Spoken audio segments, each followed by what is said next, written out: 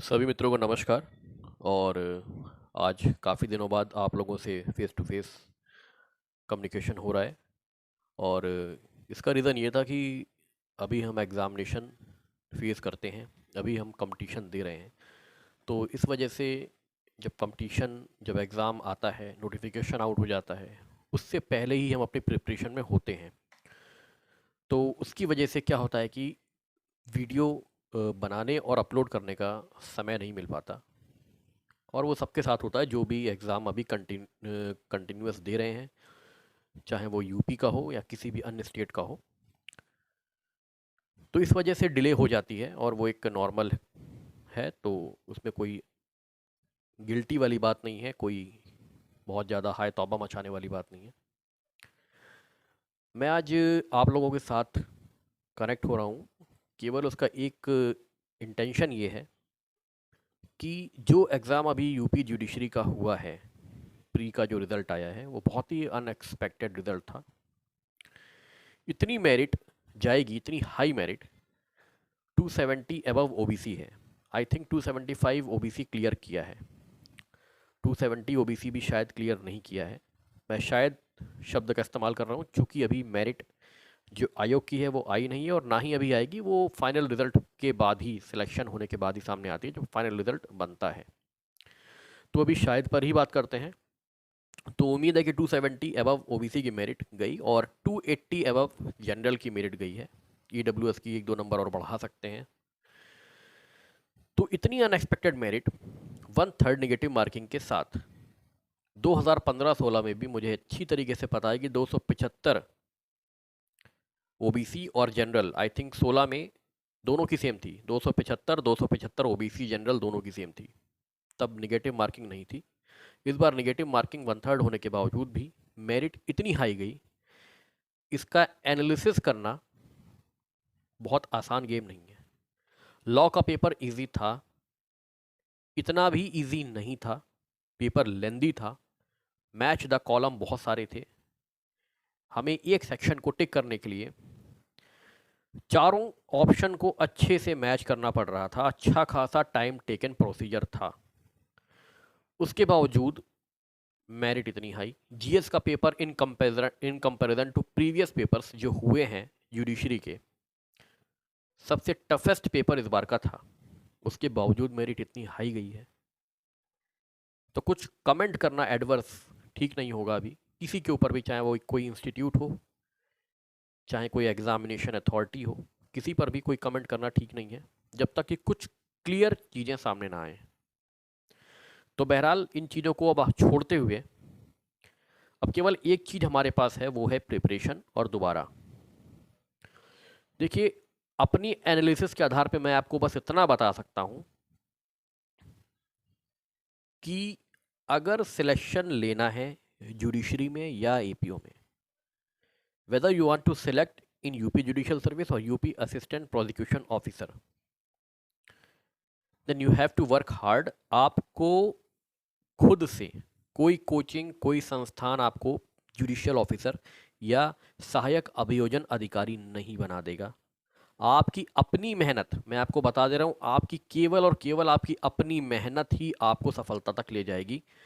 आपको 1 to 1 section याद करने पड़ेंगे लॉ के, इंडेक्स चाटना पड़ेगा। मेरी बात को आप लिख लीजिए, इंडेक्स को चाटना पड़ेगा, क्योंकि जो अब फॉर्मेट है पेपर का, वो केवल इंगित कर रहा है इस तरफ कि इंडेक्स जिसको याद नहीं है, चाहे वो स्पेसिफिक रिलीफ हो, चाहे वो आईपीसी हो, आपको इंडेक्स को 1 to 1 चाटना पड़ेगा। जो भी सिलेक्शन लिए हैं उनसे पूछिए, वो बताएंगे कि उन्होंने किस तरीके से तैयारी की थी, किस लेवल पर जाके। तो एक एक सेक्शन आपके फिंगर टिप पे होने चाहिए। इसके बाद ये, इसके बाद ये, इसके बाद ये। सेम कंडीशन जीएस के साथ। जीएस आपको रूटीन में लाना पड़ेगा। मैं खुद रूटीन में नहीं ला पाता हूँ जीएस को, प्रॉब्लम है। लेकिन जो एनालिसिस मैंने करी है उसके बेस पे अब ये दिख रहा है कि कोई कोचिंग, कोई संस्थान, ठीक है, कोई भी मीठी मीठी बातें बोलने वालों के चक्कर में मत पड़ो भैया।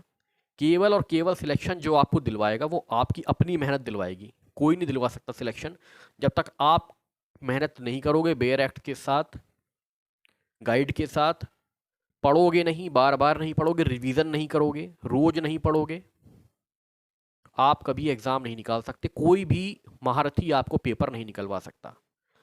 जीएस के लिए चाहे लूसेंट पढ़ो चाहे घटना चक्र पढ़ो, which book you want, you should read this that book regularly, पढ़नी पड़ेगी। ठीक है, आप केवल रेगुलर बेसिस पे अगर जीएस भी पढ़ोगे, बिना ये सोचे समझे कि ये इंपॉर्टेंट या वो इंपॉर्टेंट, ज़रूरी नहीं है, बिना सोचे पढ़ना पड़ेगा, मेहनत करनी पड़ेगी। अब आप जो तैयारी करिए वो नेक्स्ट यूपीजे की वैकेंसी को सोचते हुए तैयारी करिए। कोई दिक्कत नहीं है एग्ज़ाम नहीं निकला, ये कंपटीशन है। ठीक है, मेरे सीनियर भी हैं, वो भी 3rd अटेम्प्ट में यूपीजे क्लियर किए हैं और बहुत ही ब्राइट स्टूडेंट रहे हैं, बहुत ही ब्राइट स्टूडेंट, और आज भी उनके सानी मुझे दिखता नहीं कोई भी।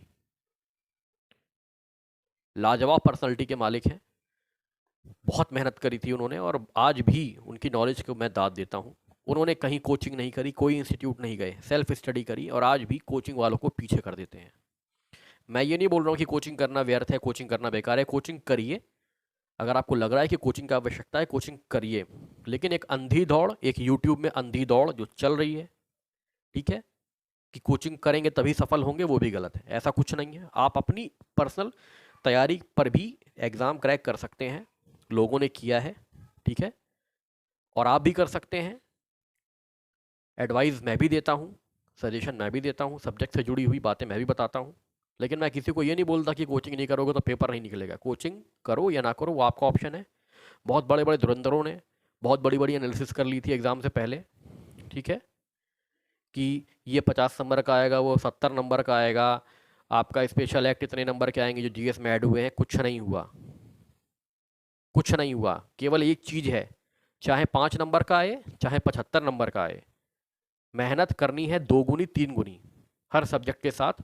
इसको गांठ बांध लो और यही सफलता दिलाएगी। बाकी और कुछ भी चीज़ें किसी के कहने पर मत चलो, कोई जादू करके यहाँ दिखा नहीं देगा। जादूगर बहुत हैं यूट्यूब पे जादू दिखाने वाले, उनके चक्कर मत पड़ो, अपनी मेहनत पे जाओ। तो केवल आज इसी वीडियो के साथ मैं आपके साथ आज आपके सामने आया हूँ, इन्हीं छोटी बातों को लेकर, और समय समय पर वीडियो कुछ टॉपिक्स पर अपलोड करता रहूँगा। आप लोग तैयारी में लग जाइए, बिल्कुल डिसहार्टेंड होने की ज़रूरत नहीं है। जिनका फर्स्ट अटैम्प्ट था उनकी तो बिल्कुल दिक्कत नहीं है, जिनका थर्ड है उनकी भी कोई दिक्कत नहीं है, फोर्थ में वो क्वालिफाई कर लेंगे अगर वो लगते हैं तो। अभी से हमें लगना पड़ेगा पूरी ताकत पूरी शिद्दत के साथ, और हम एग्ज़ाम को क्वालिफाई कर लेंगे। बस हमें अपनी सेल्फ स्टडी को और जोर देना पड़ेगा, जीएस पे जान लगानी पड़ेगी, डेली पढ़ना पड़ेगा, कुछ नहीं स्पेशल, डेली पढ़ना है, एमसीक्यू लगाने हैं, लॉ का डेली पढ़ना है, MCQ, index very important, index very important. Index को आप एक बंच तैयार कर लीजिए और सुबह जब भी आप स्टार्ट करिए किसी टॉपिक का इंडेक्स जो आप पढ़ रहे हैं उसको पूरा एक बार रिवाइज कर लीजिए। इंडेक्स को आप कंटिन्यू रखिए, इंडेक्स चलता रहना चाहिए, index should be in a very continuous manner, आपको पढ़ते रहना है। इंडेक्स 1 में ये, 2 में ये, 3 में ये, आर्टिकल 21 में ये 2, तो इस तरीके से अगर आप करोगे तो आपका कंट्रोल अच्छा होगा टॉपिक्स पर, और कोई भी क्वेश्चन अगर डायरेक्ट आते हैं वो कभी आपसे गलत नहीं होंगे। ठीक है, बहुत बेस्ट किताब आ गई है मार्केट में केस लॉ की और एमसीक्यूज़ की, जो आपको अच्छी लगे आप ले सकते हैं, सॉल्व करिए। मेरा नंबर मैं आपको दे दूंगा डिस्क्रिप्शन बॉक्स में। अगर आपको लगता है कि कोई ऐसी आपकी क्वेरी है तो आप व्हाट्सएप पे कांटेक्ट करके आप पूछ सकते हैं।